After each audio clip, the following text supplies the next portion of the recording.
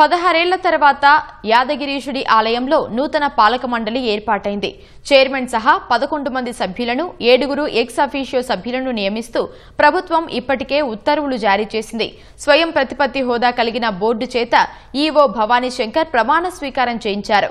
యాదగిరిగుట్ట లక్ష్మీ నరసింహస్వామి ఆలయానికి చివరి పాలక మండలి ఉమ్మడి ఆంధ్రప్రదేశ్లో 2007-2009 సంవత్సరంలో ముగిసింది. ఆ తర్వాత పాలక మండలి నియామకం జరగలేదు.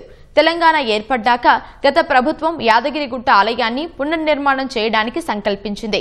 కాంగ్రెస్ ప్రభుత్వం అధికారంలోకి వచ్చాక ఆలయానికి ఐఏఎస్ హోదా కలిగిన ఈవోను నియమించింది.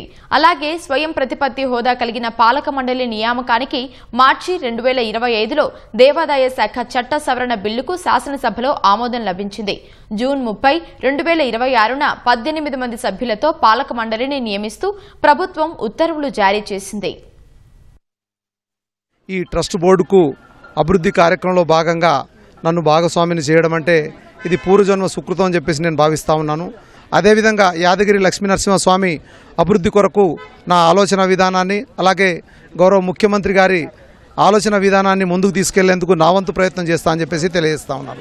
ఆ దేవునికి మంచి సేవలు అందిస్తా. ఇక్కడ స్టాఫ్ కూడా నేను అందుబాటులో ఉండి వాళ్ళది సమరస్యంగా వాళ్ళను కూడా నా బిడ్డలలాగా కలుపుకపోయి, మా అన్నల దమ్ముల లాగా కలుపుకపోయి, నా సామాన్య ప్రజలను కూడా మంచి, ఎందుకంటే నాకు దేవాదాయ శాఖలో నాకు ఇంతో అంత అనుభవం ఉంది కాబట్టి ఆ రకంగా నేను ముందుకు పోతానని మీ ఈడే ముందు చెప్తున్నాను. శ్రీ లక్ష్మీనరసింహస్వామి టెంపుల్ దేవస్థానం ఈ కమిటీ వేస్తే మంచిగా ఉంటుంది, తిరుపతి బోర్డు లెక్క వేస్తే మంచిగా ఉంటుందని ఒక 11 మందిని వారు మంచిగా కమిటీని నిర్ణయించారు.